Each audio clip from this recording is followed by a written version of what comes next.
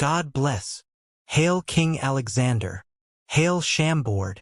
Time seemed to rewind to the end of the battle under the sunset, with everyone in the palace cheering and yelling. Everyone understood the meaning of what they saw. This unimaginable scene had shocked everyone like never before. So the king can really communicate with the gods like in the rumors. Then that means the god of war is always blessing Chambord. If it's like this, the cruel enemies will never be able to siege Chambord Castle. Everyone thought. All of a sudden, the worries and fears on everyone's mind disappeared. As everyone cheered, Angela stood there quietly. This beautiful girl stared at the man in the middle of all people enjoying the resounding cheers and worship. She felt completely relieved. She didn't know where this feeling came from, either from the blessing of the god of war or from the change in Alexander. The atmosphere was spectacular, and even Emma, who was hard on Faye, was affected by it, jumping and cheering in the crowd as well. The 2 pots of blood water mixed with the minor healing potion were distributed to every wounded soldier's hands under Brooke's order. Surprising laughs and cheers filled the palace.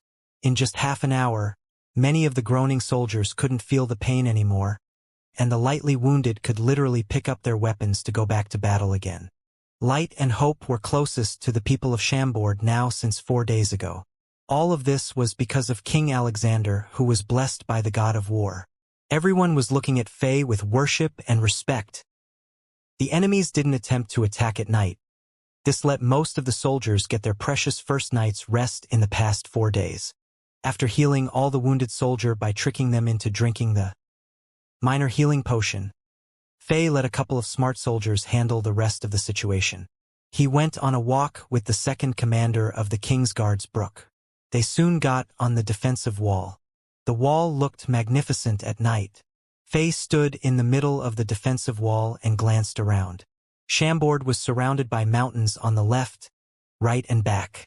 As if this small castle was endorsed by the gods, all 3 sides of Chambord were protected by natural defensive walls.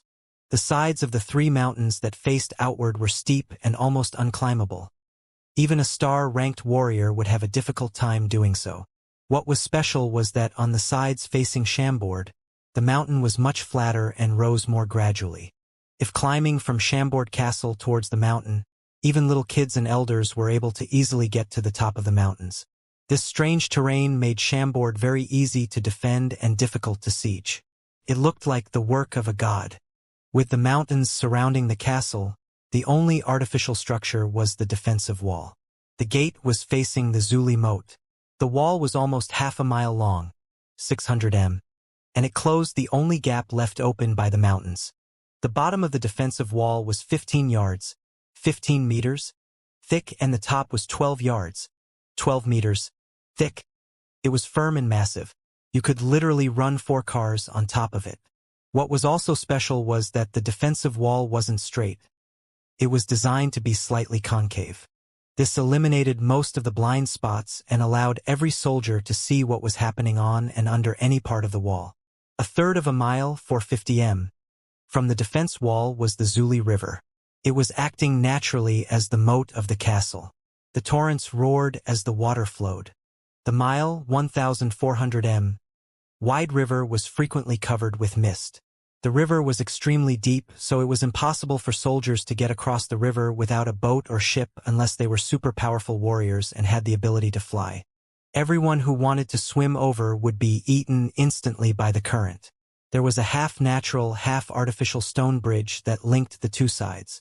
According to Brooke, no one knew where that stone bridge came from. Even the oldest person in Chambord didn't know who built the bridge. It had a long history and was very cryptic. Faye observed it carefully. The stone bridge was held up by 9 huge natural piers.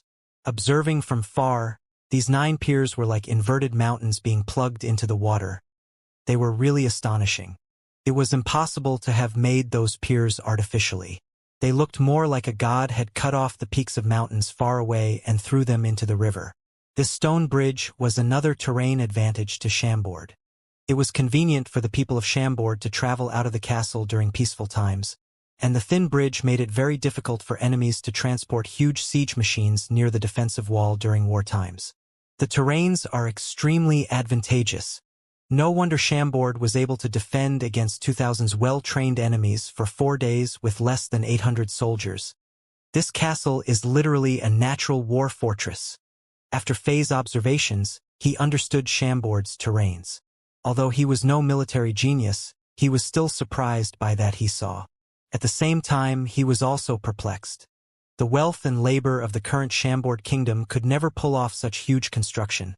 Unless Chambord was once glorious and powerful or this castle had a long history behind it. Everything didn't seem that simple. However, Faye didn't recall any history about the castle. The memories and knowledge of the old Alexander didn't leave Faye with much useful information. Brooke, people called me a retard before, right? As if Faye suddenly remembered something, he asked Brooke peacefully. Brooke's thoughts lagged. He didn't know how to reply to such a direct question from the king.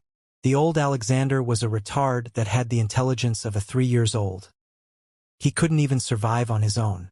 Under the instigation of his friends, he had harmed Chambord a great deal. Even though he was the king, no one liked him.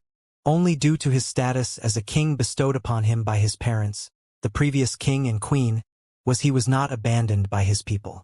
Even Brooke himself didn't have any respect for the old Alexander. He showed a little disdain towards him. However, after witnessing Faye's battle on the defensive wall and his godlike actions that saved the wounded soldiers, who would dare treat the man who was blessed by the god of war like a retard? Brooke had completely changed his view on the king. There was no question about it. The man in front of him deserved his loyalty and respect. When I was shot by an arrow yesterday morning, my head hit a rock. Maybe I was blessed by the god of war. Many things appeared in my head and my mind got clear. As if Faye was talking to himself, he spoke slowly while touching the moss on a battlement. You know, that collision made me feel like I've suddenly grown up. For many things that I didn't understand back then, I can understand them now completely. Now I know that I truly was a retard that everyone hated. Brooke, can you tell me all the horrible things I did before? While listening to Faye's monologue, almost all the doubt and uncertainty on Brooke's mind disappeared. So the arrow yesterday had coincidentally knocked the king back to normal. When the old king was still alive, there was a prophecy that Alexander was retarded because he was cursed by God. It looks like the curse had finally been reversed by the god. Faye laughed in his head as he observed Brooke's expression. Faye continued, "When I was brought back to the palace, I felt a mysterious power flowing in my body. When I woke up, I had unimaginable strength. I was able to learn anything quickly and I was able to control my strength. And I was able to use the battle techniques naturally as if they were born within me." After listening to this, the last bit of uncertainty disappeared from Brooke's mind. The young king's monstrous strength and devastating axe techniques were things that Brooke and all the soldiers couldn't wrap their heads around. But now, it all seemed as if it were the decree of the god of war. There was no other way to explain the battle that occurred this afternoon and the blood that saved all wounded soldiers. Only divine intervention. Faye was observing Brooke's expression closely. When he saw the sudden realization on Brooke's face, he knew that his bullshit worked as he had planned. On this Azeroth continent, everyone believed in gods and extreme power. Because there were many wars, the god of war was the one that had the most believers and followers. Therefore, while tying all the loose ends to the god of war seemed ridiculous, it was the most reasonable and impeccable excuse. Faye needed an excuse to explain what had happened to Alexander. Now he had one. He knew that, in a short while, what he had said tonight would be spread around Chambord by the forthright man behind him. He didn't need to explain himself to everyone again. Sometimes, hearsay is more trusted by others than what you say personally. Faye planned his explanation perfectly. He purposely linked himself with the god of war that most people believed in. What Faye's experience on Earth taught him was that beliefs and religions which cause disputes and wars, if used properly, could be tremendously helpful. I can't recall clearly anything that happened before yesterday. Brooke, tell me about Chambord and the kingdom. Faye spoke causally, appearing to not care very much. He was trying to trick Brooke into telling him more about the castle. It is my honor, your majesty. The scope of your kingdom is only Chambord Castle. According to the categorization method on Azeroth continent, Chambord is not a separate empire, but an affiliated kingdom of an empire. The total population of the kingdom is less than 10,000, and the official military is the King's Guards, which only has 400 soldiers. Brooke tried hard to explain what he knew clearly. Affiliated kingdom? Faye had a bad feeling about it, sure though. Yes, Your Majesty. Chambord's parent empire is Zenith Empire. It has 250 affiliated kingdoms, and all the kingdoms are divided into 6 levels. Chambord is at the 6th level, which is the lowest among all affiliated kingdoms. There are 68 other 6th-level kingdoms under Zenith Empire's dictatorship. Faye didn't know what to say, he felt like crying. So this is the truth. My kingdom is this small? I thought being a king was awesome. My total territory is only this Chambord castle, and the population is less than a small city on Earth. Am I inferior to a mayor? For the first time, Faye felt like reality was not as sweet as he had expected. He thought about it for a while and asked hopefully, Brooke, according to this, our parent empire, Zenith must be one of the most powerful empires on this continent, right? Brooke's expression was weird. After hesitating for a moment, the straightforward man told Faye what he knew. Azeroth continent is gigantic. According to legends, even the gods can't travel through the whole continent. There are numerous empires on the continent, and these empires are ranked by their strength from level 1 to level 9. Level 1 empires are the weakest and level 9 empires are at the peak of the pyramid. However, Zenith Empire is only one of the thousands of weak level 1 empires on the continent. Faye's heart sunk. He felt hopeless. He never imaged that Chambord's status was that low on Azeroth continent. A king's status was too cheap. Royalties in this world were more common than university degrees on Earth. According to Brooke, with only a couple acres of land and a couple hundred people, anyone could become a king. These kings were just like large groups of bandits. WTF, so after all, I'm just a leader of a big group of bandits? And a very weak one too. Faye's hopes were crushed. As a king, he thought he owned everything in this world. But he was only dreaming. After a moment of silence, Faye asked again, So, how are the relationships between the empires on the continent? I mean, there aren't a lot of wars, right? Wars are most common on Azeroth continent. As if Brooke was addicted to objecting Faye, he said sadly, Everyone is born during wartime and dies during the wars. Both of my parents and family were killing during wars. People die every second on this continent. Faye was shocked. Holy shit. Then does that mean my kingdom could be crushed any second by the super powerful empires? When wars come, an individual's power is limited by the battles that involve millions of soldiers. Why don't we ask for help from our parent empire? Zenith Empire has a duty of protecting their affiliated kingdoms. Right? Brooke's answer this time didn't disappoint Faye. If they knew our situation, Zenith Empire would send their armies and star-ranked warriors to help us. The problem is, Brooke pointed at the enemy's camps on the other side of the Zuli moat and said helplessly, They locked down the only path that Chambord can use to communicate with the outside world, so we couldn't get our message to the parent empire out there. So that's how it is.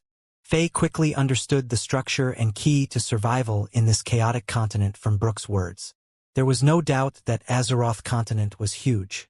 It was larger than any continent on Earth, even larger than all the continents on Earth combined. What was worse was that the empires on the continent fought against each other all the time. War was the main theme. Faye felt the pressure of survival crushing him. However, Faye had caught the main point of Brooke's answer.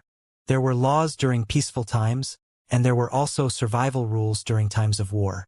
From Brooke's unclear answer, Faye felt like after hundreds of years of war, Azeroth continent had formed an interesting pyramid system. In this system, survival of small kingdoms was possible as long as they attached themselves to the large empires. A gust of wind had brought mist from the Zuli moat onto the defensive wall. The atmosphere was a little depressing. Faye decided not to think too much about the future. His thoughts went back to Chambord Castle. Brooke, tell me more about Chambord, such as other noble families and influential people. As a king, I don't even know my own kingdom. Faye was going to get all the information he could out of Brooke. Brooke thought about it and said, "Other than your majesty, the most powerful person at Chambord would be the head minister, Mr. Bazar. Because you were—" Brooke scratched his head. He didn't know how to describe the retarded actions of the old Alexander. He hesitated for a while and decided not to mention that. He continued, "For the last 3 years, Mr. Bazar was running the kingdom on your behalf. Except for the military that was under Mr. Lampard's control, Mr. Bazar decided everything else for Chambord."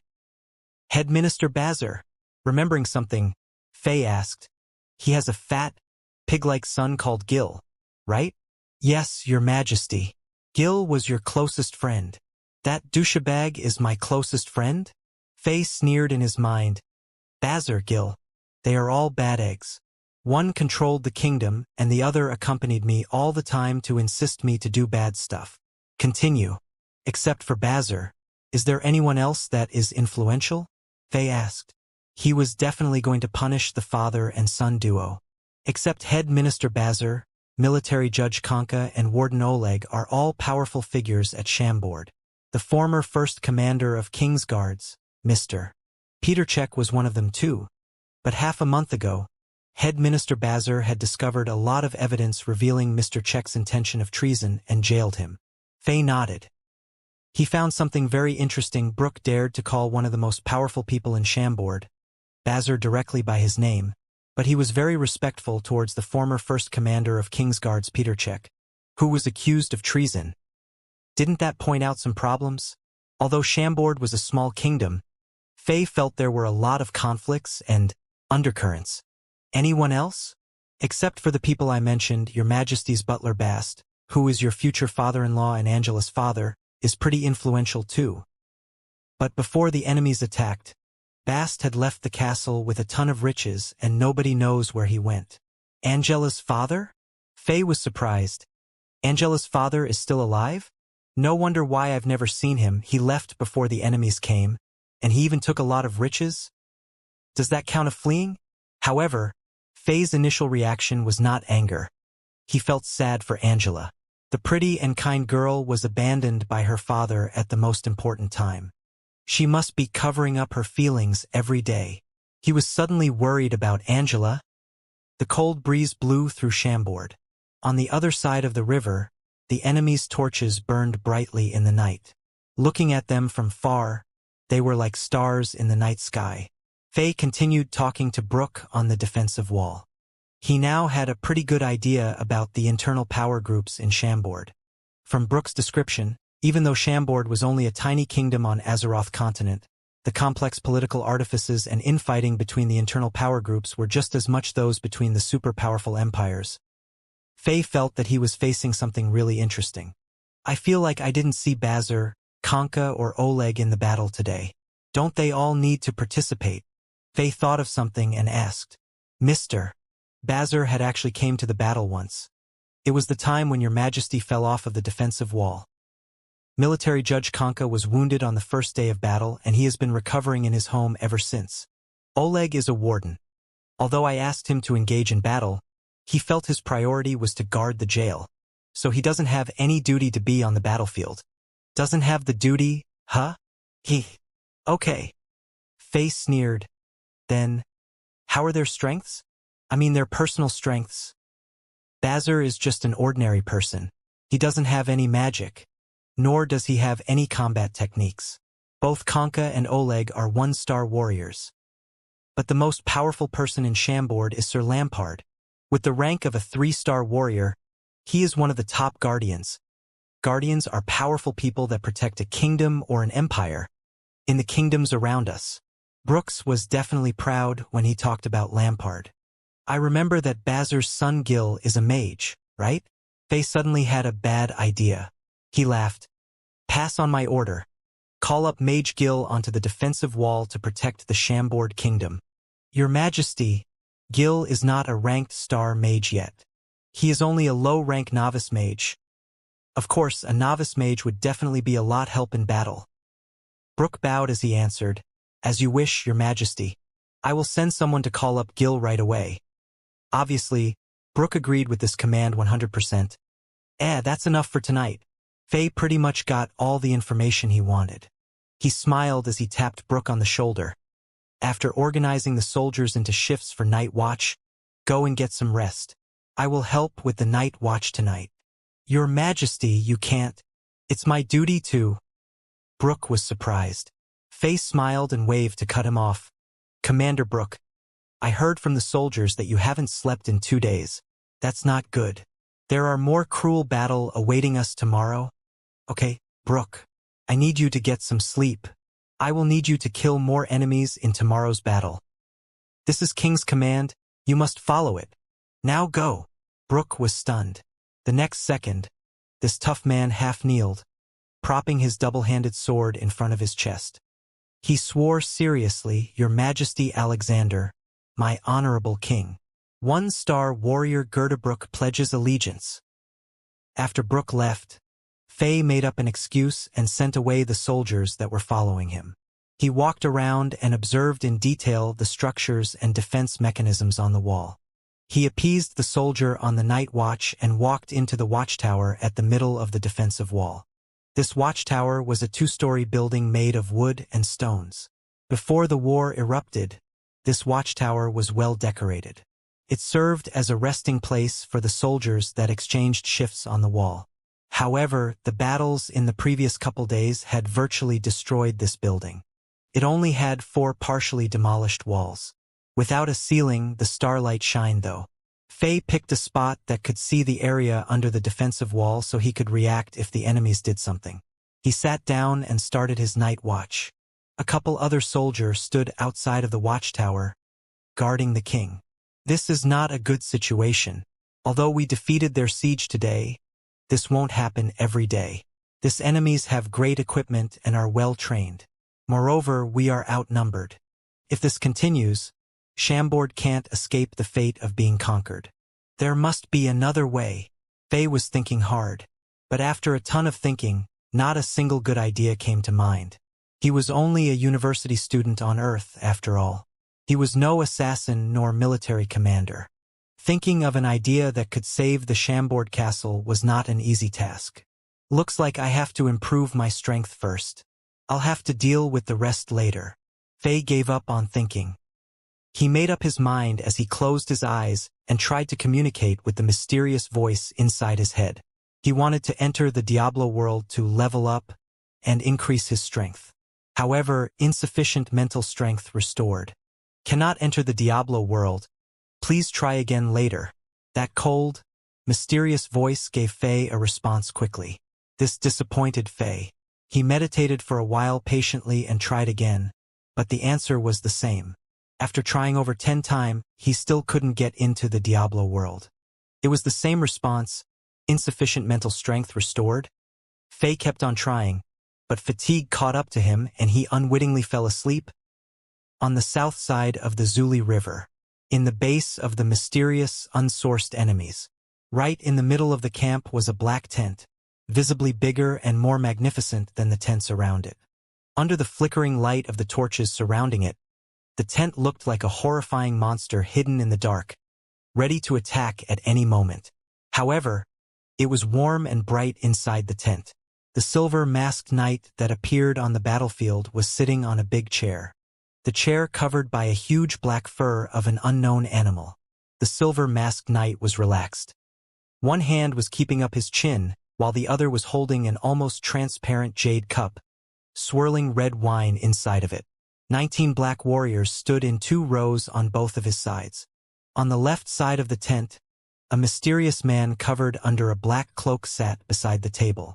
The wand beside him had exposed his identity, a mage.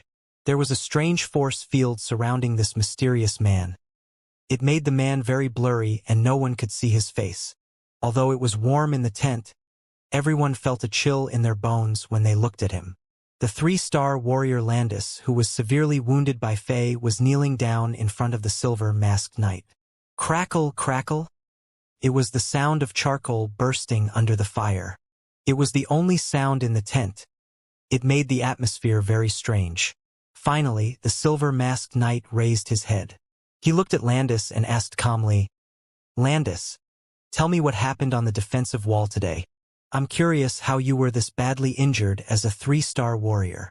As Landis kneeled on the red carpet in the middle of the tent, shame covered his face. What was surprising was that under the silver-masked knight's question, the powerful 3-star warrior Landis seemed very scared, telling the silver-masked man everything he experienced in detail.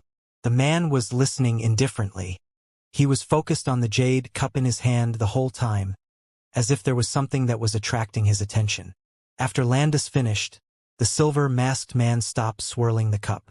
He said softly, "Interesting. Hee.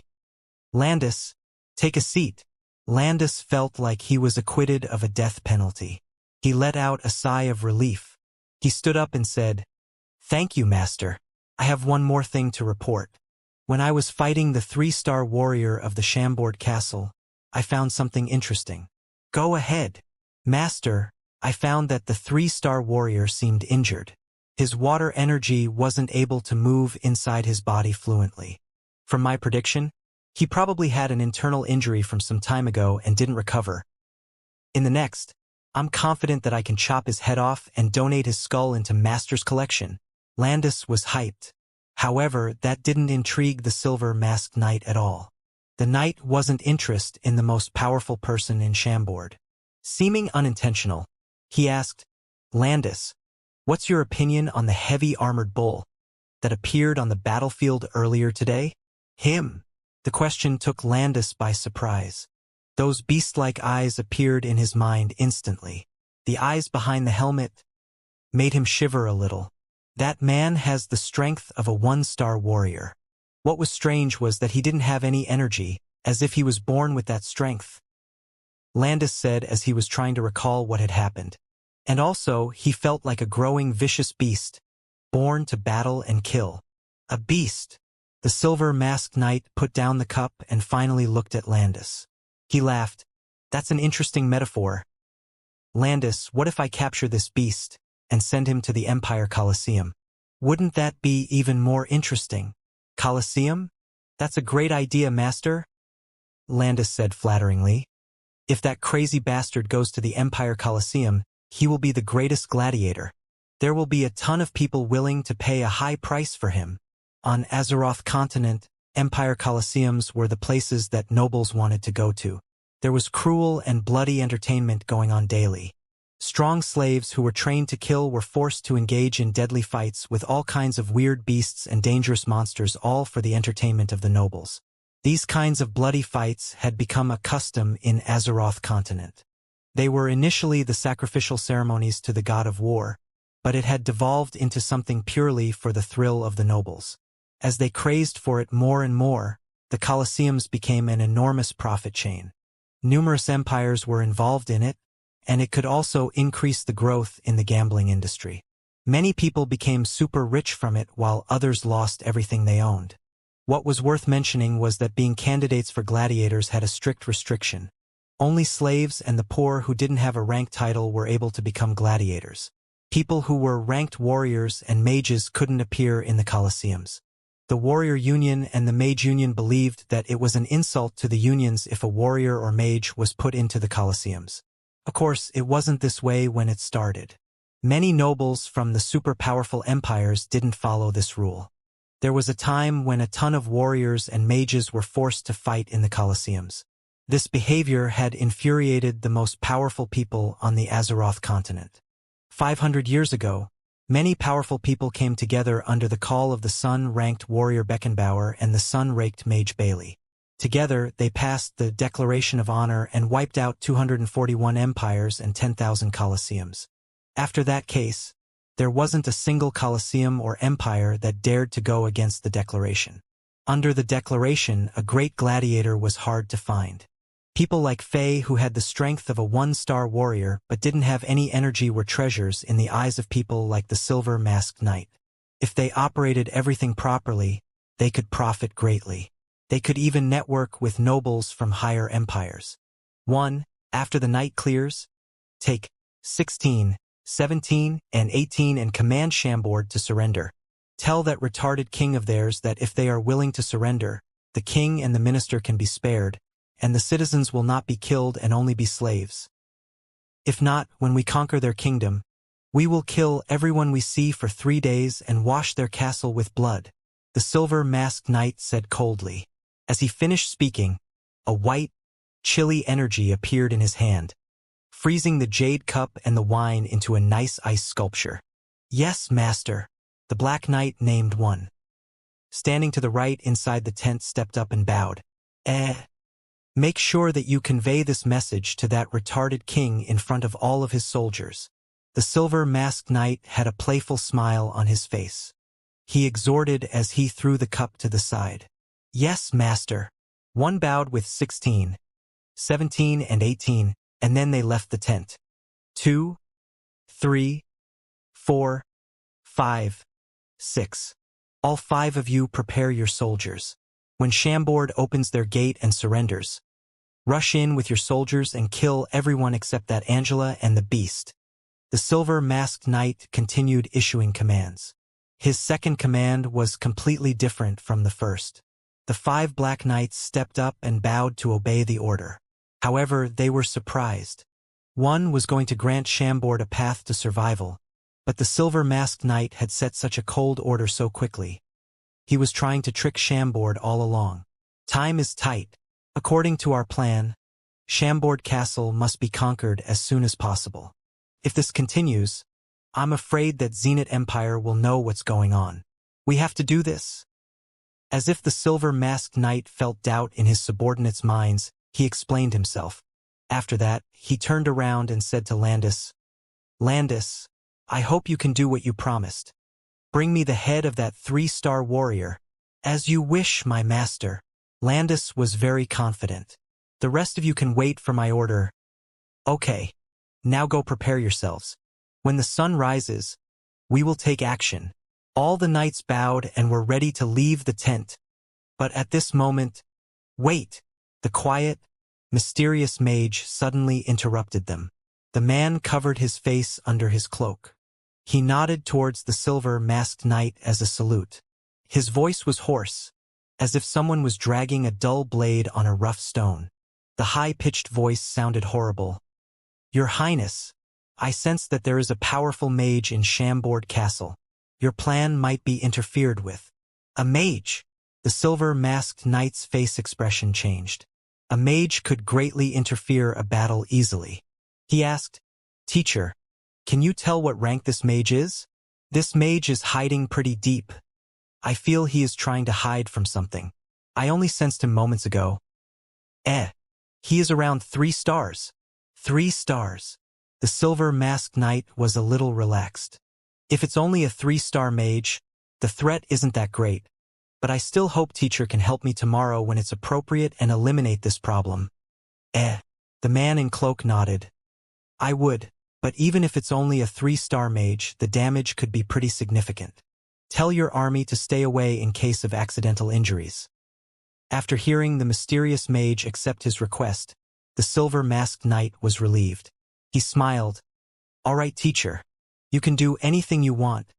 Just don't damage the exterior and the defensive wall of Chambord. The mysterious mage nodded again.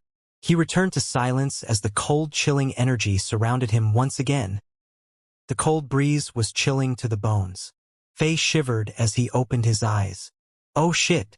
I was on the night watch. Cough, cough. I fell asleep. The enemies didn't attack. Did they? He was a little scared. As he was thinking, he smelled a faint fragrance. He turned around and was surprised to find out that the beautiful Angela was sitting beside him. However, she was asleep and lying against a cold stone wall. As if the girl felt cold in her dream, she held her knees tightly while curling her back. The crystal dew had wet the tip of her hair. She smiled as if she was having a sweet dream. Under the starlight, her fine, white face gave Faye the impression of a flower fairy. Faye slightly moved his body. He then discovered that his body was covered by a thick velvet blanket. Angela was obviously worried and brought it to him at midnight. Feeling the warmth from the blanket, Faye's heart was warmed as well. For some reason, the beautiful, kind girl in front of him reminded him of his first love. Innocent, pure and warm. Everything was beautiful. Faye stood up and put the blanket over Angela. This dumb girl had brought the blanket to Faye, but she only wore a thin layer of clothes. Faye's heart was a little hurt at that moment. However, because Angela was sleeping soundly, Faye didn't want to wake her up. He stared at Angela's beautiful face and couldn't stop smiling. After covering Angela up, he left the building quietly. The defensive wall was completely silent. There were only a couple soldiers patrolling. Looking across the Zuli River, the enemy's base was quiet as well. Faye was relieved, but when he turned around, he was surprised Emma was on the wall as well. She was standing against the outer wall of the watchtower as if she was guarding the destroyed doorway. She had fallen asleep while standing, probably due to fatigue. Her golden hair was disheveled and her clothes were fluttering from the morning breeze. She looked cute when she was asleep. It was a totally different impression compared to her normally hostile attitude towards Faye. She looked really innocent as her thin body was standing against the cold, blowing wind. Faye walked up to her and pinched her smooth cheek. "Hey, kiddo, wake up. Why are you standing here? It's too cold. Go sleep inside the tower." Who knew that Emma was still alert? As soon as she felt Faye's movement, she opened her eyes and punched Faye despite being drowsy. Faye wasn't expecting it and got punched right in the eye. Bang dash. A black panda eye appeared on Faye's face. "Ah, Alexander, it's you." After she hit Faye, Emma finally became aware of her surroundings. She was a little bit embarrassed. She held her head down like a little girl who got caught stealing candy. But just as soon as she peeked at Faye's black eye, she couldn't stop giggling. "Hee, I thought the enemies were sneaking up on us? But you look all right. You're fine, right?" Faye couldn't get mad at all after seeing Emma shivering in the cold wind. He tapped her on the head and took off the cape attached to his armor and covered Emma's small body in it. He smiled. "All right, now go sleep inside. After the sun rises, go back to the palace with Angela. The wind here is too strong. This is no place for you girls to be in." Emma was stunned. She stared at Faye sluggishly. She quickly looked down as tears welled up in her eyes. Surprisingly, she didn't argue with Faye and obediently walked inside the dilapidated tower. "Alexander, you will be nice to Angela, right?" When Emma was almost inside the building, she turned around and started at Faye and asked seriously. "Ah." This surprised Faye. He didn't know what to say. Before Faye could answer, this little girl continued, "I don't care what you say. Now that you acting normal, you must to nice to Angela. Alexander, you don't know how much Angela has sacrificed for you for the last 3 years. I can guarantee that no one would be this nice to you in the world except for her." After she said that, she rubbed her red eyes and swung her fist forcefully. She threatened, "Now that you are normal, you have to protect Angela like how she protected you. You hear that? If you don't, I'll give you another black eye." After Emma had finished threatening Faye, she turned around and walked into the tower. Emma had been hostile toward Faye for the past 2 days. Faye wasn't dumb. He knew why she was angry. It was probably because the old Alexander had given Angela a hard time and caused her a lot of suffering. Although Emma was only a servant, Angela treated her like a little sister. Emma had witnessed all the grievances that Angela suffered for the past 3 years, so she didn't like Alexander at all. Her hostile attitude was very reasonable. Faye knew that all along, so he didn't argue with Emma. After all, she looked after and cared for the old Alexander together with Angela. This little girl appeared to be tough and mean, but she was kind and her heart was as soft as velvet. What Emma said deeply moved Faye. She was 100% correct. After taking over Alexander and knowing what had happened in the past, he had to protect the beautiful and kind girl. He had to protect Angela like how she protected Alexander. It was an hour away from dawn, the darkest moment at night. It was already late autumn. The chilly wind brought all the mist from the river onto the defensive wall. Faye's thoughts were swayed by the wind. Although it only had been 2 days since he came to this world, he had already adapted. Is it really God's decree for me to be in this world? Faye stood under the light of the moon and stars. He suddenly remembered what Akira said in the Diablo world. He first thought that it was something Akira had bullshitted to trick him for his items, But after he calmed down, he felt like what that priestess said wasn't that simple. It seemed like she meant something else. While he was thinking, two strong figures approached him. It was Brooke and white-haired Pierce who just recovered. "Your Majesty, I have to apologize," Pierce said as he half-kneeled. He said remorsefully, "I didn't know what happened yesterday." Faye interrupted his sentence, then smiled as he lifted Pierce off the ground. No exaggeration intended, but Pierce was the one who shocked Faye the most in this world. Pierce's brave, risky attacks yesterday on the defensive wall told Faye that this man was trustworthy. Towards the trustworthy, Faye treated them with respect and generosity, just like Brooke. In a dangerous situation like this, Faye had already started winning people over subconsciously. Fully recovered? Faye pounded Pierce on the chest. The subtle action melted the ice between them. "Yes, I'm fully recovered," Pierce said excitedly as he posed to show his muscle. He laughed. "Your Majesty, Commander Brooke told me everything. Chambord finally has a king. Pierce swears an oath of allegiance to your Majesty. Until the day I die." Faye could tell that Pierce was fully recovered, as his face had color on it. It looked like the minor health potion had an even stronger effect in the real world. Only 2 drops had saved the life of a severely injured man. "Come and take a look. It seems like the enemies don't have anything planned right now. Were they like that the last couple of days?" Faye walked to the edge of the defensive wall. He pointed at the enemy's base as he shifted the topic. Brooke took a detailed look. His eyebrows wrinkled. "This is strange. Those bastards never let us rest peacefully during the last couple of nights. They pretended to siege tens of times every night and continued sieging before dawn every day. Something smells fishy. They must be planning something. Fuck their tricks. If those sons of bitches dare to siege us again, I will smash them into meat patties with my hammer." Pierce stared at the enemy's base and yelled. Faye and Brooke were both defeated by the IQ of this tough guy. He was so tough that his brains were probably made up of pure muscles and not any neurons or anything else. Faye knew that while Pierce was tough, he was also reckless. He was a great warrior on the battlefield, but was also a terrible strategist. If Faye wanted him to plan out strategies and seek logistics like a commander, he'd have an easier time convincing teenagers to give up their phones. Brooke, on the other hand, had surprised Faye with his cool attitude. He was a perfect fit for the role of commander and general. Faye didn't know that at that moment, he had decided on the direction of development for his first 2 henchmen. After hundreds of years, the stories of the ultimate killing machine Pierce and the wooden wisdom general Brooke, who served under Emperor Alexander, would be recited continuously by the traveling poets on Azeroth continent. It doesn't matter what kind of tricks they're hiding under their sleeves. In the end, they will all be revealed. Faye decided to stop pondering over the enemy's conspiracies. He tapped his fingers on a battlement rhythmically. "Pierce is right. It doesn't matter who it is. Anyone who wants to take a piece of Chambord will lose their teeth in the process." Pierce laughed proudly as the king agreed with his suggestions.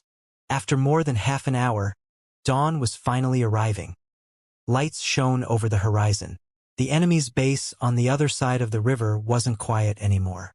Loud bugles had broken the silence of dawn. Looking from afar, the black armored enemies were like ants. They were moving inside the base and smoke from cooking had risen into the sky. After breakfast, a new round of battle would begin. Tell the soldiers to prepare themselves. Brooke, today's battle will be commanded by you. Everyone must follow your orders, including me.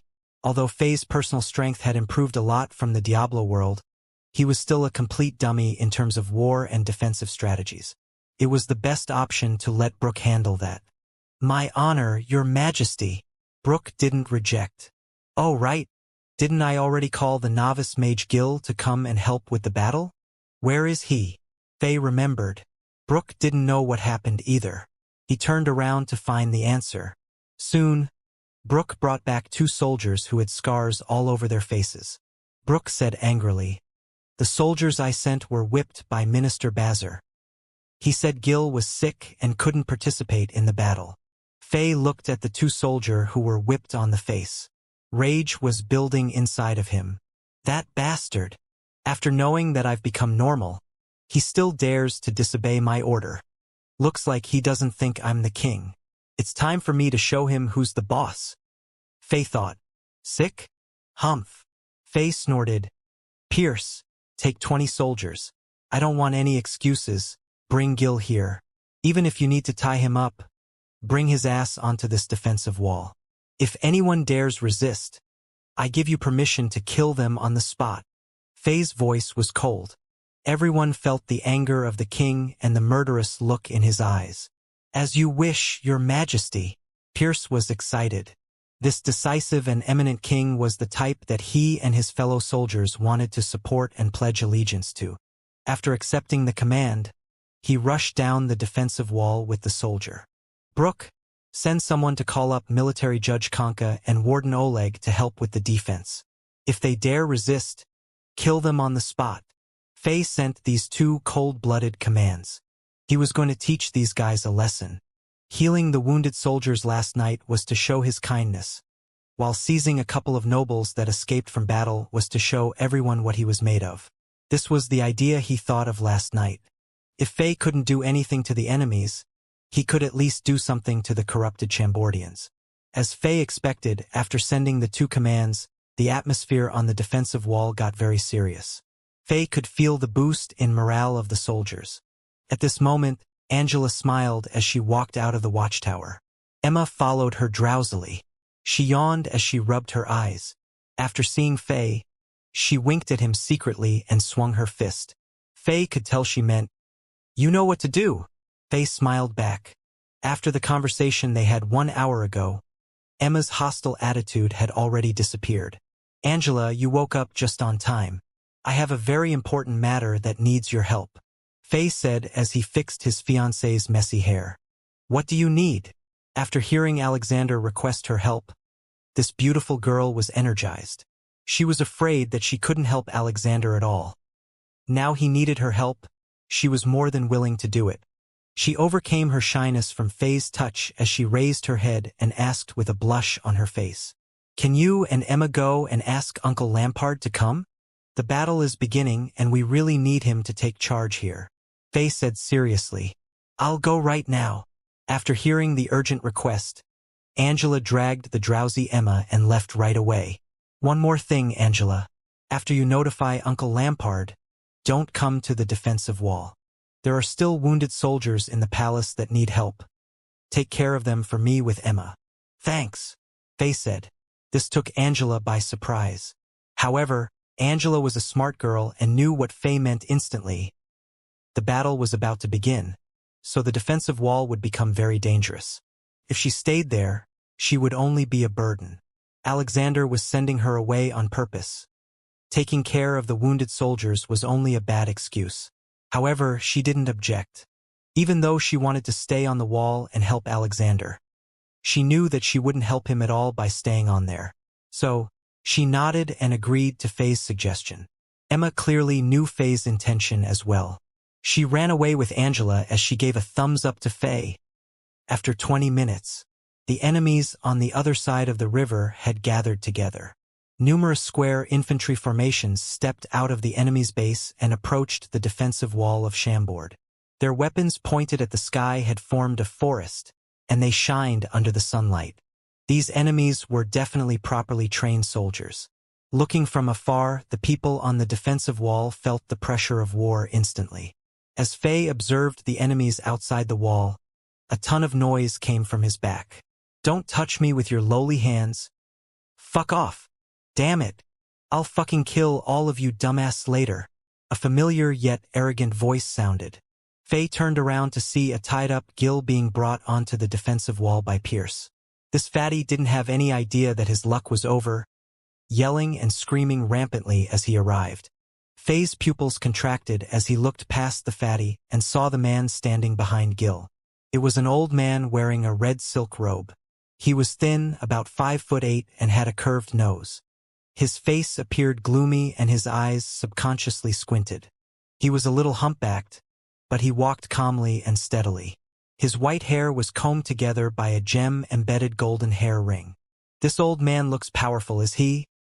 As Faye was thinking, Pierce came up and laughed. "Your Majesty, we've brought Gil here like you commanded, but we had to tie him up. Haha." He then pointed at the old man in red. "However, Head Minister Bazar is here too." This was the old man who had controlled Chambord on Alexander's behalf. Faye took a detailed look at the old man. For some reason, this average-looking old man gave Faye the impression of a dangerous, vicious, and poisonous snake. "Your Majesty, I need an explanation." When Faye was observing this old man, the old man stepped by and asked Faye aggressively, "Your Majesty, I want to know what law my son Gil broke that forced you to tie him up and bring him onto the defensive wall. Please give me a proper explanation." As to coordinate with his father's aggressive question, Gil, who was tied up, yelled at Faye angrily, "Alexander, you dumb idiot! Tell these low-class dirtbags to let go of me." Faye sneered. "You want to act all arrogant in front of me?" he thought. He didn't even look at Bazar. He walked up to Gil quietly and started brutally slapping Gil without saying a word. Pia, pia, pia, pia dash. After 20 or so loud slaps, Gil's face swelled up like an inflated balloon. Faye didn't go easy on him at all. The strength of a barbarian had completely knocked out Gil. Blood dripped from the side of his mouth. After he had done this, he slowly walked to Bazar, with everyone still shocked by his action. He cleaned his hand and laughed condescendingly. "I'm the king. Does a king have to explain himself to you when he does something? Domineering. Purely domineering. I will do whatever I want, and I won't explain shit to you." That was the attitude. Bazar, who was gloomy, was about to explode. He was not expecting this at all. He knew of Alexander's godlike performance in yesterday's battle and the mysterious linkage between Alexander and the god of war, so he actually prepared a little. His appearance on the defensive wall was well calculated. "Your intelligence is back to normal? So what?" Bazar didn't think a kid who wasn't even 18 was able to deal with him. If he couldn't beat Alexander physically, then he would just use his brain and strategies. He planned to reason with the young king. Playing tricks and constructing conspiracies were his major. He was 100% confident in convincing Alexander. By tricking Alexander, Chambord would still be his backyard. However, Bazar didn't expect that all his planning would go down the toilet and that the new Alexander would be this domineering. Not even in his wildest dreams. He suddenly regretted his decisions. From the rumors that were circling around Chambord, Alexander only became normal after he was shot by the arrow on the defensive wall and hit his head on an object. What goes around comes around. He was the one who brought Alexander onto the defensive wall. He planned to kill the retarded king in the hands of the enemies, but he had made himself a new and more difficult obstacle. However, this feeling of regret only appeared in his head for a fraction of a second. He quickly adjusted himself. Although he was enraged by the swollen face of his son, he had to swallow it. His plan was already initiated and there was too much on the hook to be messed with. The most important reason was that the number 1 warrior of Chambord Lampard was walking up the stairs. "Your Majesty, I apologize for my earlier rudeness." Bazar properly adjusted himself. He bowed to Faye sincerely. "I was only too worried about my son. I was too anxious. Please forgive me. But Gil is now fainted. I'm afraid that he cannot participate in the upcoming battle. Can I take him back to get some rest?" "Rest? Rest for what? Chambord is under a great threat. Every man, if not dead, must help with the defense. This light injury is nothing." Faye didn't give Bazar any chance. He said something to a soldier, and the soldier carried a bucket of cold water and dumped it on Gil mercilessly. As if the fatty was stabbed by 18 knives, he regained consciousness and started to struggle and scream again. "See? He's awake now." Faye sneered at Bazar, who was literally about to explode. He then said to Brooke, "Let him loose, have 2 soldiers protect him. I need Mage Gil to do what a mage is supposed to do on the battlefield." Bazar gave a murderous glare at Faye, then quickly restrained himself. At this moment, Faye felt a chill, as if there was a hideous monster hiding in the dark, ready to eat him alive. He looked around but didn't find anything. Was it only my imagination? Faye thought to himself. Brooke, who was standing beside Faye, didn't feel anything. He obeyed the king's command. He waved his hand and 2 soldiers carried the half-dead Gil inside the watchtower on the defensive wall. Although that was the place where the battle would be the most dangerous, a mage's effectiveness would be maximized there as well. The fatty Gil had learned his lesson. He was scared of Faye now. He didn't dare resist, and instead stared at his father Bazar, hoping he could do something. The head minister was about to say something, but another arrogant voice sounded, "Hey! How dare you 2 lay your filthy hands on young Master Gil?" Following the voice, a tough figure rushed through the crowd. The arrogant man kicked the 2 soldiers who were carrying Gil away aggressively, then quickly picked Gil up gently and sucked up to him as if he was their loyal dog. He turned around and started yelling at the lightly wounded soldiers around him. "Why are you guys standing there? Are you guys blind?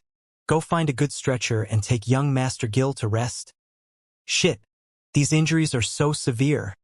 Who the fuck did it? Come out." After hearing his question, Faye decided to make fun of this man. He stepped up, proclaimed, "I did it." The atmosphere on the defensive wall became silent all of a sudden. Deathly silence.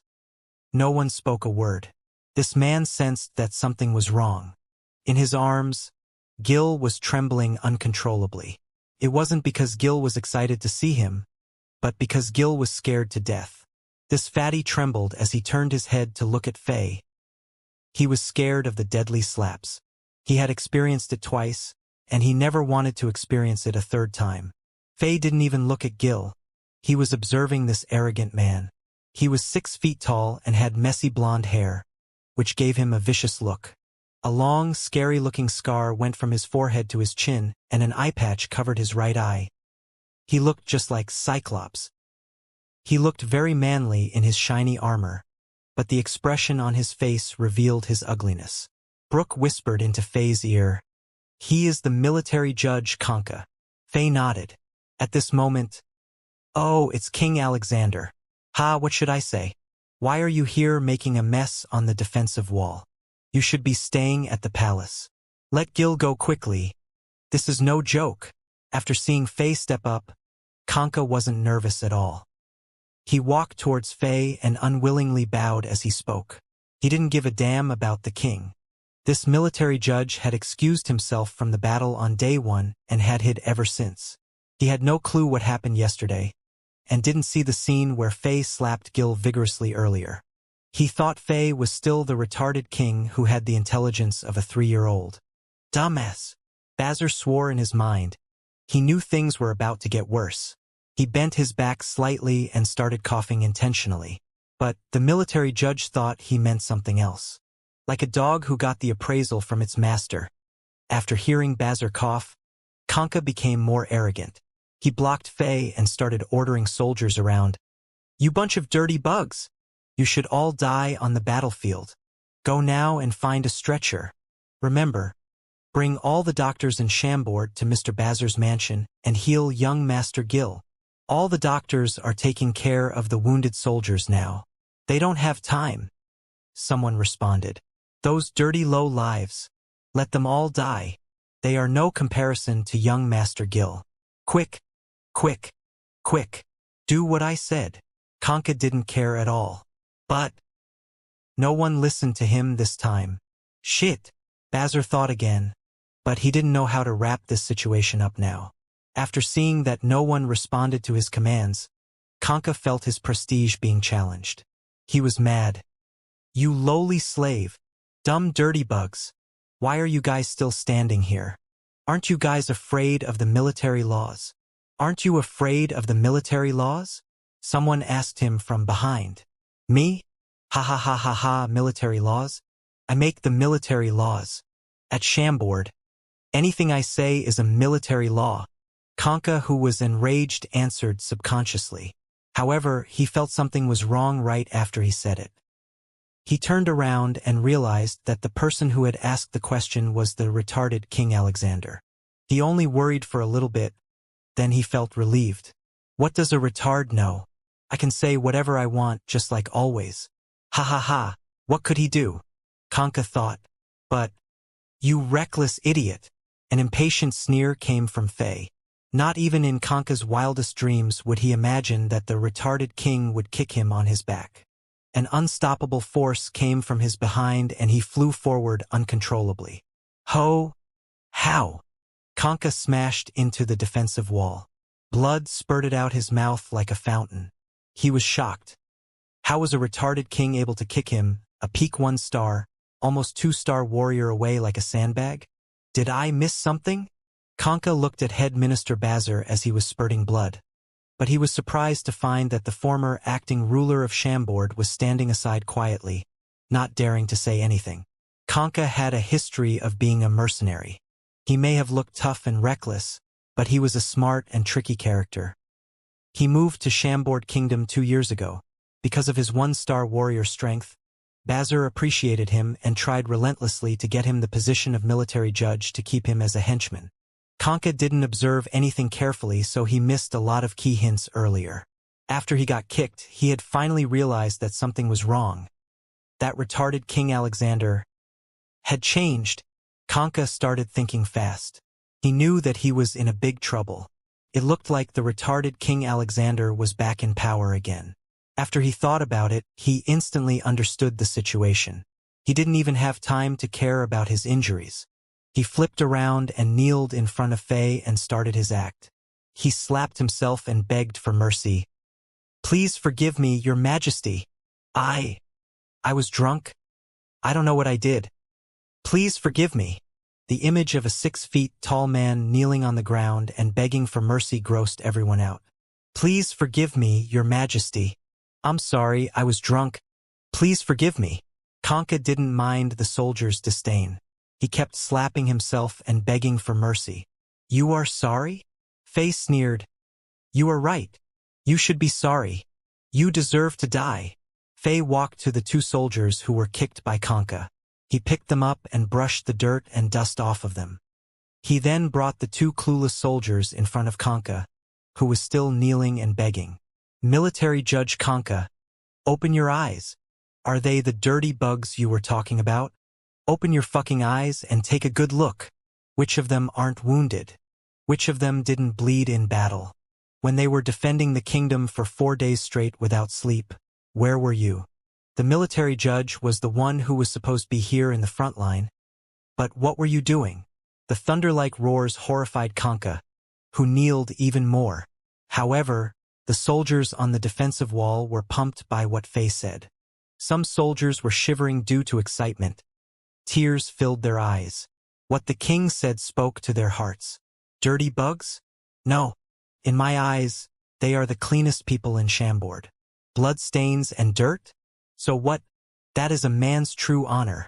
Those things will never cover up my warriors' pure souls. But you are the complete opposite. Although you're dressed in shiny and bright armor, they will never cover up your dirty, disgusting soul. If you call them dirty bugs, then what the fuck are you? The king's roar was like a million arrows that penetrated everyone's heart. Many veterans lowered their heads to cover their eyes, but their shivering bodies revealed their feelings. Many rookies couldn't hold back their tears and started crying, partially because they had been wronged, and partially because they were happy. Standing far away, Pierce, Brooke, and Lampard were all pumped by the king's speech, and they felt that something was about to burst out of their chests. On the other hand, Kanka was scared to death. He kneeled there and even forgot to slap himself. Because he was so ashamed, he was trying to think of something that would reduce the king's rage. If you are the military law at Chambord, then what the fuck am I? Faye roared again and kicked Kanka to the ground. He turned around and asked Brooke, Commander Brooke, tell me, as a military judge, escaping from battles, offending the king and ignoring Chambord's military law, what's the punishment for all these crimes? It shall be treated as treason and the death penalty shall be the punishment. Brooke answered honestly. Faye looked at Kanka, who was struggling to get up, and asked coldly, Did you hear that? Anything you want to say? Now Kanka started to panic. Really panic. Although he had the strength of a peak 1-star warrior and was not scared of Brooke and the soldiers, the number 1 warrior of Chambord, Lampard was standing there. Like a gigantic mountain hovering over him, Lampard gave him a ton of pressure. If Alexander really wanted him killed, Lampard could cut his head off in an instant. "Please forgive me, Your Majesty. I'll never do it again." Conca crawled under Faye and held onto one of Faye's legs. He cried as he begged for mercy. His arrogant and aggressive attitude had completely disappeared. "You want me to forgive you? Ask them, see if they agree." Faye pointed at the soldiers on the defensive wall. No one responded, but the hateful and angry stares that targeted Conca had answered that question. Conca never imagined that one day, he would have to beg the soldiers he deemed dirty and low to save his life. After thinking about the things he did in Chambord for the last couple of years, he knew that they weren't going to let him go. Conca also knew that the king wanted to set an example. Unfortunately, he was the example. His last hope was the head minister Bazar. After he received Bazar's appreciation, he had done many dirty and revolting things to make the actual ruler of Chambord happy. He hoped that Bazar would do the same as he usually did, save his butt from any possible consequences. However, Bazar stood there without saying anything. He didn't even look at Conca. The laid-back expression on his face told everyone that he wasn't even close to Conca. Conca was disappointed. He looked up and found Alexander sneering at him. The surrounding soldiers had murderous looks in their eyes. If they could, they would eat him alive. He was deserted. "Your Majesty, what do you plan to do to me?" Conca started to calm down. Faye didn't even look at Conca.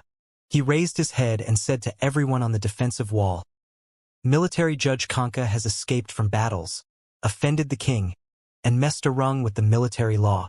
According to the laws of Chambord, these actions are equal to treason, and he shall be executed." After finally getting this chance, Faye wasn't going to let it go. This military judge was definitely Bazar's henchman, and he made a mess in the military. From the soldiers' expressions, Faye knew that Conca deserved to be punished. For these people, it was best to exterminate them. It wouldn't just hurt Bazar's control in Chambord, but would also re-establish the strict military laws and restore people's faith in Chambord's law. Faye was determined to eliminate Conca from the start. After Faye announced the judgment, the soldiers started cheering. But at this moment, "You want me to die? Then die with me." A desperate scream sounded. Holding on to Faye's leg, Conca suddenly moved. A khaki-colored flame lightly surrounded his body. This was the sign that Conca had almost advanced to a 2-star warrior. He was a peak 1-star warrior when he came to Chambord 2 years ago, but these 2 years of luxury and comfort didn't improve his strength at all. However, the situation he was in had stimulated his potential, and he advanced to a 2-star warrior. Moving like lightning, Conca jumped up and held onto Faye's neck. This usually ignorant military judge was behaving like an abandoned dog. He yelled crazily in people's gasps, "Fuck off! Shit! Get away from me! If anyone comes close, I will kill this retarded king." Brooke, Pierce, and the soldiers were shocked.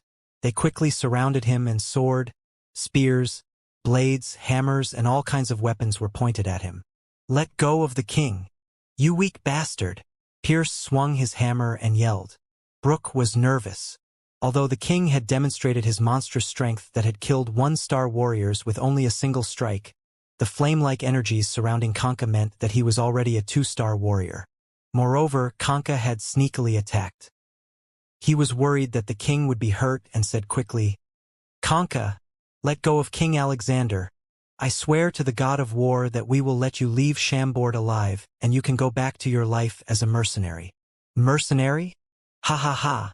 You want me to go back to being a precarious mercenary?" Conca had lost his mind. He laughed like a madman and said, "You think that after 2 years of luxury and erosion at Chambord, I'm still a qualified mercenary? I don't want to risk my life for a gold coin anymore. I need a ton of gold and 2 fast horses. Go get them." While Conca was distracted, the #1 warrior of Chambord, Lampard, was moving towards him slowly. The black sword on Lampard's back was shaking. Lampard was calculating the distance between them and thinking of a way to save Faye quickly. However, Conca discovered it. He screamed like a stimulated mouse, "Don't come any closer! Mr. Lampard, stay away. Farther. Farther. I know I can't fight you, But with a distance like this, don't you think I could twist off this retarded king's head before you could get to me? Lampard was frustrated, but he had to back off. No one expected that it would come to this. Brooke and Pierce were worried, but they didn't know what to do. If they could, they would substitute for Faye, but the only one who appeared calm in the crowd was the head minister Bazar. Excitement appeared in his eyes. He prayed in his mind, "Idiot, stop talking. Kill him now. Kill him. Ha ha ha, that will save me a ton of work. Go prepare the money and the horses. Quick." Kanka was nervous from the weapons pointing at him. He yelled repeatedly, "But don't prepare that." Faye, who was silent, had finally spoke. "What did you say?" Kanka was surprised. "I said they don't have to prepare those things, because you don't have any more chances to enjoy the money." Faye said calmly, as if he was explaining stuff to a kid. That calmness made Kanka feel like he was the one being held onto, not Faye. The extremely nervous Kanka was enraged. "Haha! No more chance? Idiot! Tell me why."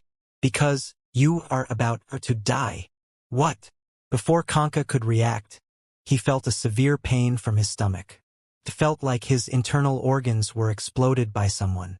Before the hand that was on Faye's neck could do anything, he lost his strength, and the sky and ground started rotating in his eyes. He was sent into the air by Faye's punch. This scene made the crowd gasp again. What happened? Many people were shocked. From their perspective, the young king who was seized moved his arm and hit Kanka's stomach lightly as if he was playing. The next second, the flame-like energy surrounding Kanka was smashed into pieces and disappeared quickly. Kanka was lifted off the ground and flew up in the air. While the people were still shocked, Faye grabbed a spear out of a soldier's hand and threw it towards Kanka. Shwa dash! The spear split air and flew towards Kanka like a huge siege bolt. Kanka, who was still in midair, didn't even have the time to scream. The spear penetrated his heart accurately, and the massive momentum nailed his body onto the watchtower on the defensive wall. His limbs twitched a couple times, but his head soon tilted and blood flowed out of his mouth. He couldn't be more dead. The crisis was eliminated. One strike? Technically 2 strikes, but a 2-star warrior was easily killed. Although there were a ton of miracles that were performed by this young king, everyone was still shocked, including the number 1 warrior Lampard. The difference in strength between a 1-star warrior and a 2-star warrior was not just the number. On the Azeroth continent, the rank of the strength and power of warriors and mages were categorized based on the sky. There were 3 general ranks: Sun, Moon, and Star. Star ranks were at the bottom of the whole system. For warriors, their ranks were determined by the thickness of their energy. On Azeroth continent, when a warrior created energy for the first time in training, a magical swirling star would appear over the warrior's head. The number of stars increased from 1 to 9 as the thickness of their energy increased. Every time a new star appeared, it meant that the warrior had went up a rank. Each rank would increase their strength dramatically. A 9-star warrior was at the peak of the star rank. After that, if one could step over the peak of a 9-star warrior, they would become a moon-ranked warrior. However, this jump was extremely difficult. 70% of the warriors on Azeroth continent would never become moon-ranked in their lifetime. Moon-ranked warriors were at a whole new level. They could choose different training methods. There were ones that chose to focus on using special weapons that were called Destiny Warriors, ones that chose to make contracts with powerful monsters and share their powers that were called Beast Spirit Warriors, and many more. There were many training methods to become more powerful. Moon-ranked warriors were very influential. They could easily obtain appreciation from the powerful empires on the continent. Noble status, money, political power, you name it. Above moon-ranked warriors were sun-ranked warriors. They were like gods. They only appeared in legends. The same applied to mages. Chambord was located very far from the center of the continent, so naturally, no one had ever seen or heard of sun-ranked warriors or mages. This was the ranking system on Azeroth continent. The strength Faye demonstrated had completely changed the understanding that people had about warriors in Chambord. Nobody knew what kind of power Faye had. Without having any energy, he easily punched through a 2-star warrior's energy shield and killed him instantly. As the #1 warrior in Chambord, 3-star ranked warrior Lampard was confused as well. He couldn't believe it. It seemed like Alexander had only used his brutal strength. But since when could pure brutal force contend with a warrior's energy? Only the honest Brook knew the truth. His body was shivering from excitement. It must be the god's power. It must be the power that the god of war had left inside the king. Bazar hid himself within the crowd. After seeing Faye's action, his facial expression remained gloomy. However, Bazar was really surprised in his mind. This is unbelievable. The retard didn't just turn normal. His strength is also unpredictable now. It seems like I have to make some adjustments to my plan. I can't wait anymore. Everyone was thinking about what had happened. It was completely quiet on the defensive wall. Faye was surprised as well, seeing how he had instantly killed Conca. He felt like his strength increased significantly since yesterday's battle. After thinking about it, it was probably due to leveling up his barbarian character from 5 to 7. However, right now wasn't the best time to think about that. Tink! He turned around and drew his sword from the scabbard on his waist. He yelled, "Pierce!" Pierce was surprised, but he quickly understood what Faye meant. He stepped up and half-kneeled.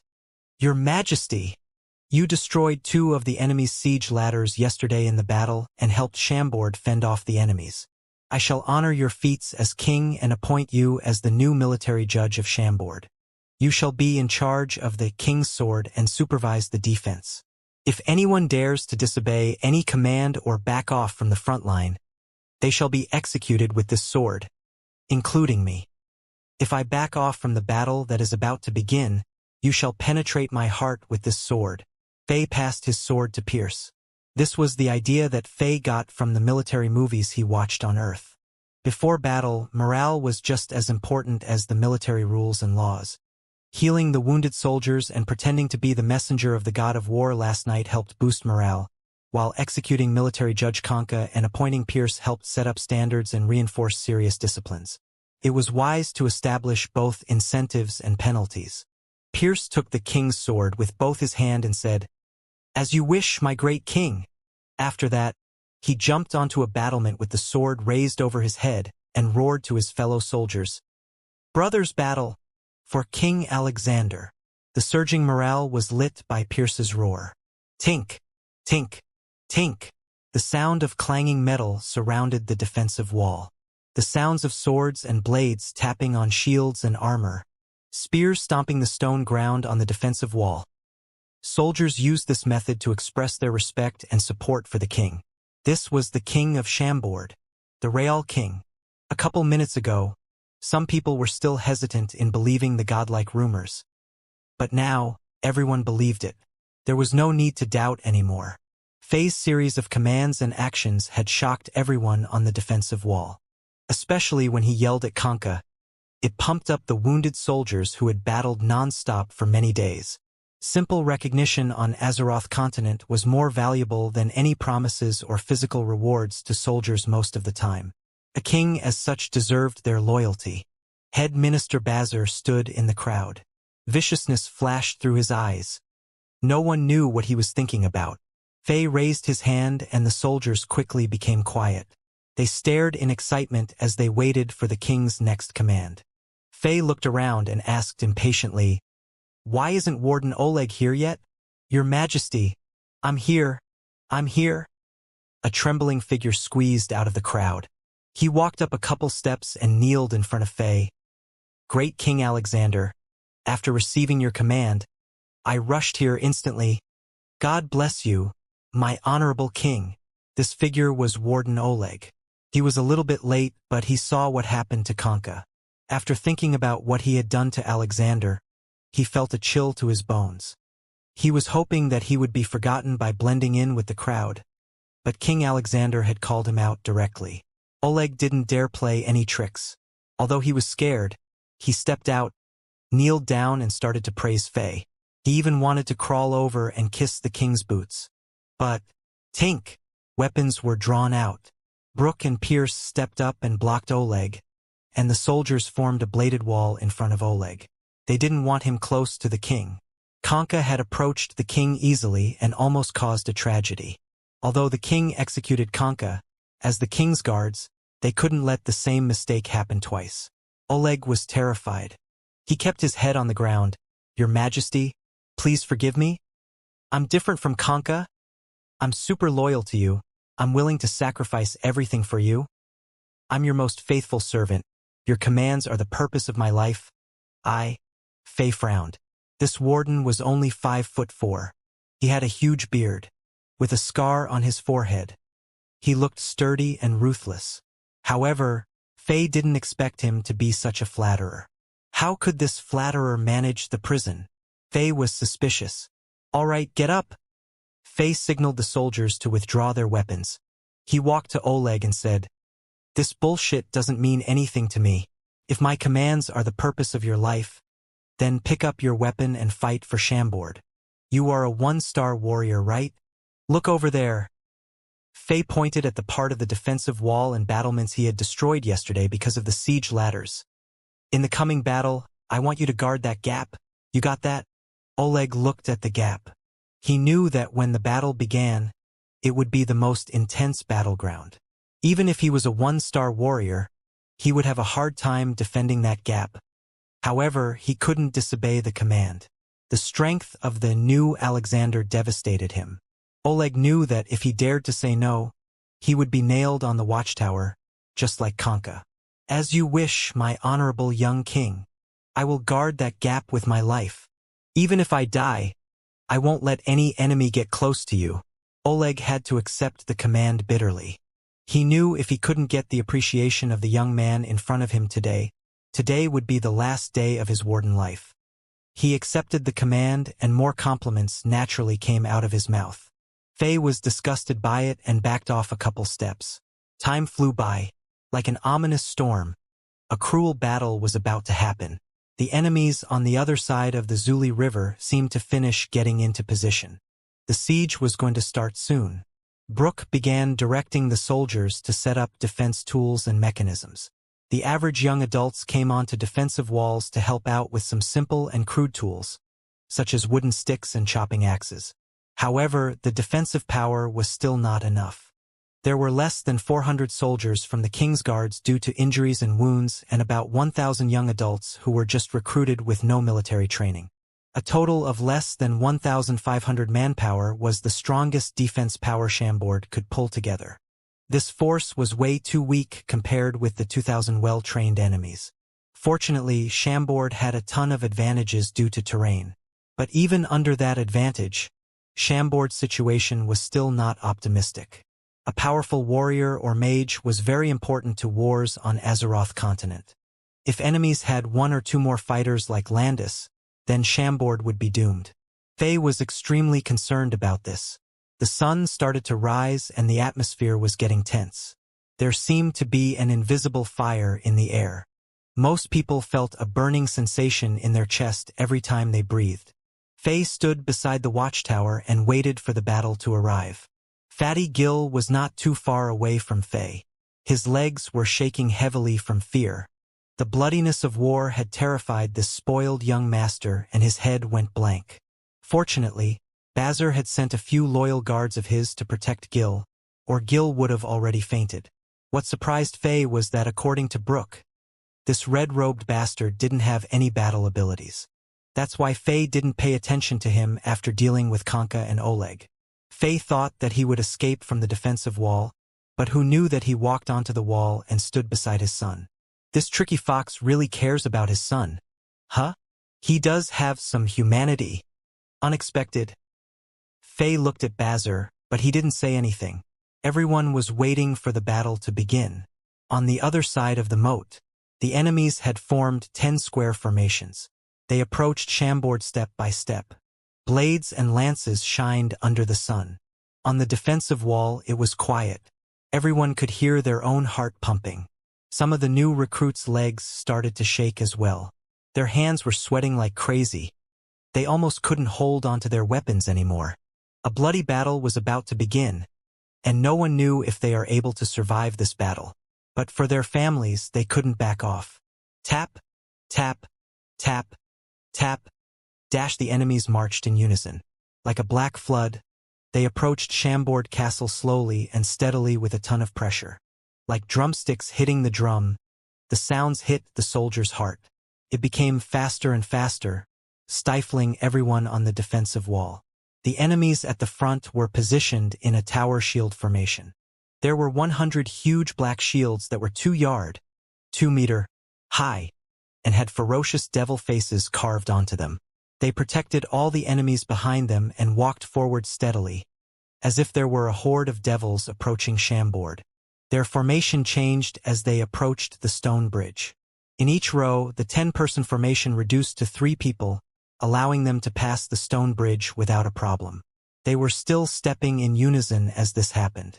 There wasn't a single sound throughout the process. The enemies were like cruel and accurate killing machines, strictly and orderly operated. They demonstrated unbelievable discipline. This made Faye even more uncertain about the battle that had yet to begin. The enemy had a well-trained army, no question about it. Compared with the soldiers beside him, Faye knew that this battle was hard to win. The distance between the two parties was shrinking fast. In less than 10 minutes, the tower shield formation would step their feet onto Chambord's side of the moat. Once they did that, they would be in attack range of Chambord's archers, and the battle would begin. Tink! Brooke drew out his sword and stepped onto a battlement and yelled, "Archers? Ready! Creak, creak!" It was the sound of the archers pulling their bows. More than 100 longbows were pulled into a full moon shape. The shining tips of the arrows were like the grin of the Grim Reaper, waiting for Brooke's command. But, at that moment, tap! The tower shield formation that was at the very front of the enemy's line stopped moving for some reason. The spear formation, swordsman formation, archer formation, and the other 6 formations behind them stopped moving successively. The whole process was in uniform, as if it was only one person. What's this? After seeing that, Faye frowned. He didn't know what the enemy commander was thinking. Brooke was also confused, but he didn't relax at all. He yelled, "Archers ready, concentrate. No one is allowed to leave their positions."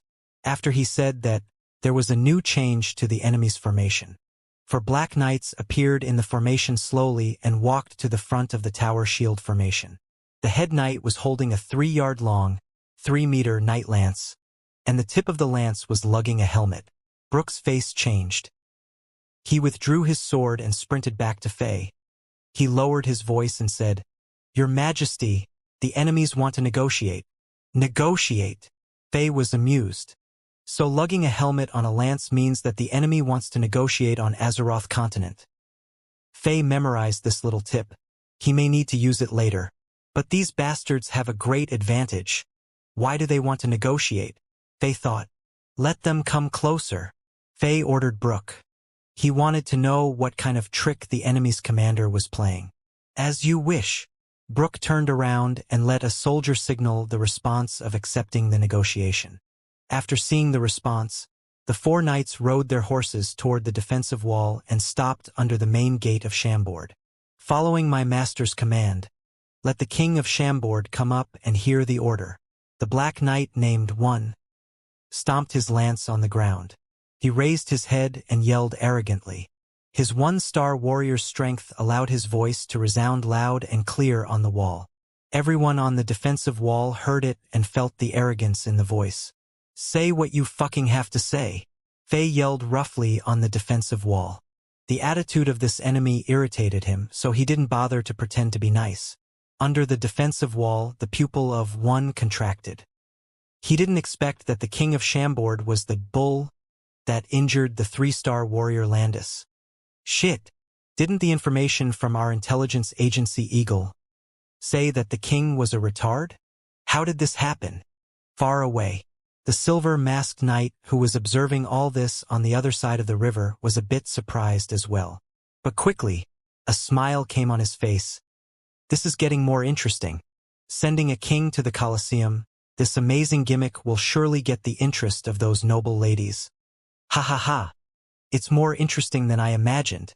Under the defensive wall. Master is very generous and kind. He is willing to let you all live. The Black Knight 1 yelled proudly. Listen closely, King of Chambord. Master said if you are willing to open the gate and surrender, the royalties and ministers and officers shall be protected by us. The citizens will only become slaves and not be killed.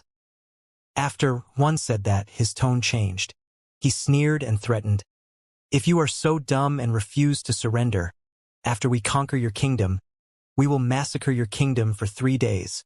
Not a single creature will survive. The Black Knight's words were heard clearly by everyone on the defensive wall. People had different reactions. Bazar, Oleg, and some other ministers and officers started considering the suggestion and were thinking about surrendering. Some citizens who were scared of death also wanted to surrender. Being a slave was better than being dead. Of course, there were people that showed disdain and held their weapons even tighter. Everyone was looking at the young King Alexander. The decision was up to the young king. Faye didn't reject right away. He looked at everyone's face.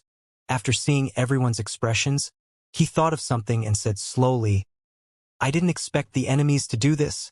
This is a hard choice, ha ha ha. Let's talk about it. What do you guys think? As soon as he finished, Warden Oleg stepped up impatiently. This flatterer smiled brightly and said, My great king, Oleg is willing to die for you on the battlefield. However, I believe you should consider the enemy's suggestions. We only have less than 400 soldiers and everyone is wounded in some way. If we continue to defend, we probably wouldn't hold up and we will provoke the enemies even more. Then everyone in the castle will die. Oh, of course. I'm not scared of dying. I'm just thinking for the whole kingdom. Although he sounded as if he was caring, his facial expressions revealed his true feelings. A warden counted as an officer of Chambord, so he would be protected by the enemies. He wouldn't have to die and wouldn't have to become a slave. As a coward, it was the best choice for Oleg. Many people glanced disdainfully at Oleg as if they could shoot arrows with their eyes, but Oleg pretended that he didn't notice anything.